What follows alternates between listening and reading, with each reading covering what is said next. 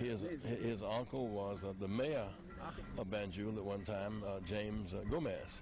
So we have a connection to the Gambia every day.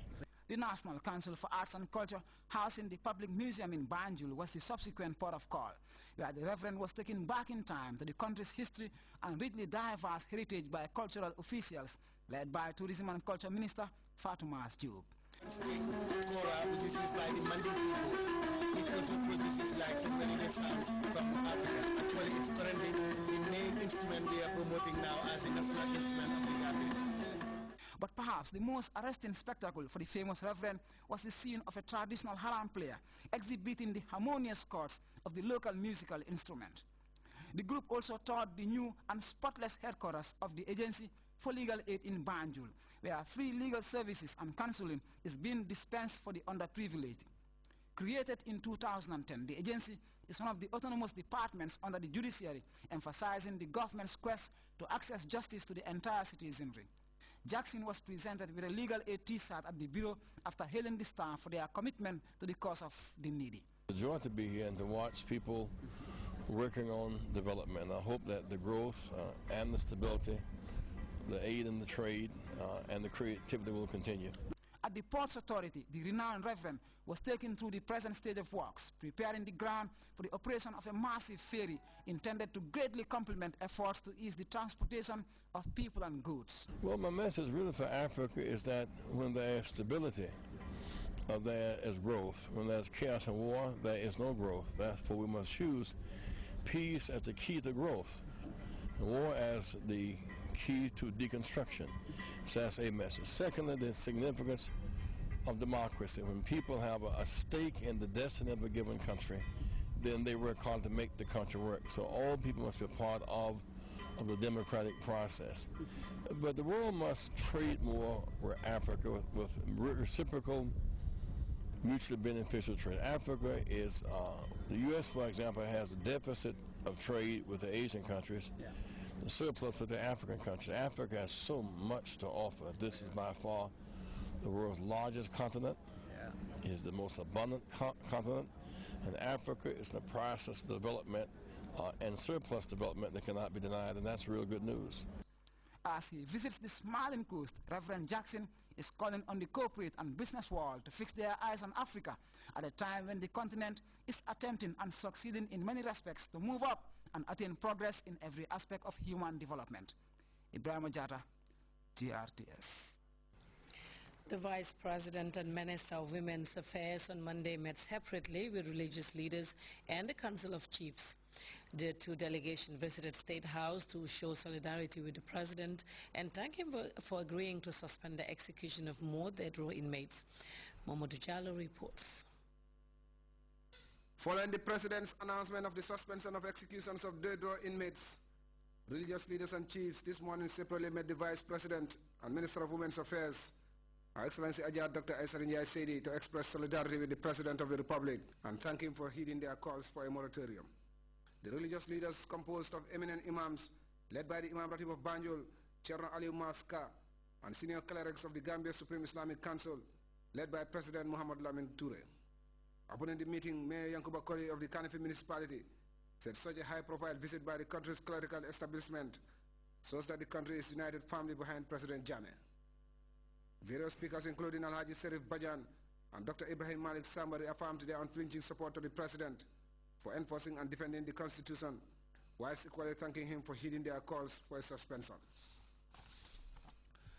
Dr. Samba described President Jammeh as unique amongst his peers, saying he has worked in many African countries but has not seen any president like Professor Jammeh.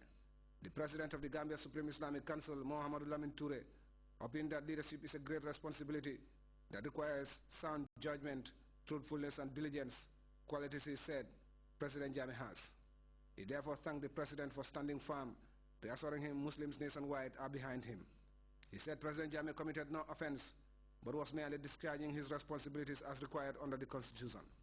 The Imam Ratib, Chairman Aliou Maska, on his part, thanked the President for listening to his people, but insisted that President Jammeh was only enforcing the Constitution.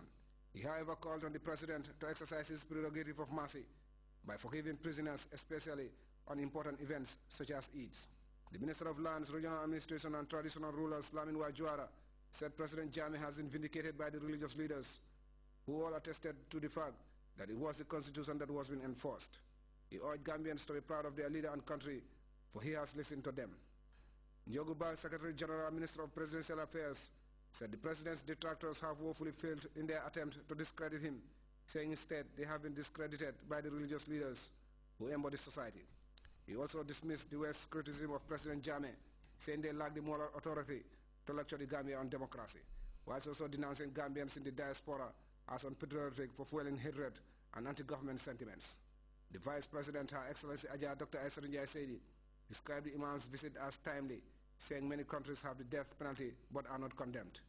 She described President Jammeh as a great leader who has respect for the elders. She therefore enjoined the Imams to inculcate the virtues of tolerance and peace amongst their followers, while also praying for President Jammeh's good health and wisdom. After the usual prayers, as would characterize meetings of this nature, the Imams left to pave way for a similar meeting with chiefs from across the districts of the country. The paramount chief, Alhaji Demba Sanyang, said he was extremely happy that the president has heeded their calls for clemency, describing it as a great honor to the traditional rulers. Several chiefs, including Alhaji Keba Toure, Jim Fatma Job, Alhaji Yaya Jajusi, Alassane Davis Cham, and Alhaji Bacho Sise, already assured the president of their total support and loyalty, whilst also pledging their subjects' support as well. Dr. Njoguba also expressed happiness for seeing the chiefs back at the State House to show their solidarity. This is said manifests their support and confidence in President Jammeh. Also urged them to spread the message of peace amongst their subjects. The decision to order the executions, he said, was not political and was taken in the best interest of national security and peace, saying it has sent the right message across. Lamin Wajwara described the chief's visit as equally symbolic as they represent their subjects.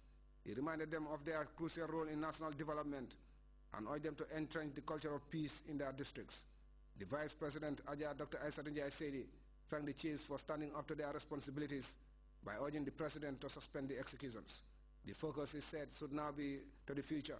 It requires peace building and nurturing the next generation to be peace-loving and tolerant.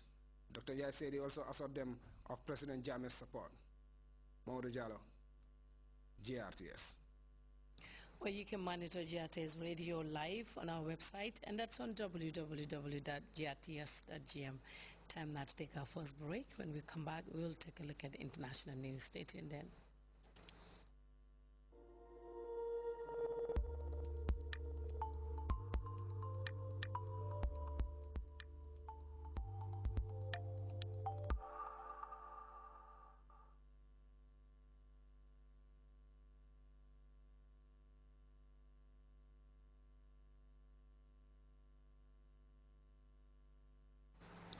Welcome back. Regional leaders have joined local dignitaries in Somalia for the inauguration ceremony of the new Somali president. The leader of Djibouti and Ethiopia's new prime minister made it to the Mogadishu Police Academy, where Hassan Sheikh Mahmoudi was sworn in. The new president promised to rid his country of militants and pirates. And in Nigeria, a fuel shortage in the country's southwestern part, including Lagos, has grounded traffic to a virtual halt. Long lines have been reported at filling stations across the region. We have details of that story and others in this roundup of news. Somalia's new president, Hassan Sheikh Mohamud, officially took office on Sunday. Around 1,000 people attended the ceremony held at the National Police Academy in the capital Mogadishu, including Djibouti's president and Ethiopia's new prime minister. Mohamud was elected on the 10th of September by the country's new parliament. He has promised to rid Somalia of warlords, pirates, and terrorists. Senegalese President Macky Sall arrived in Mauritania on Sunday for his first state visit.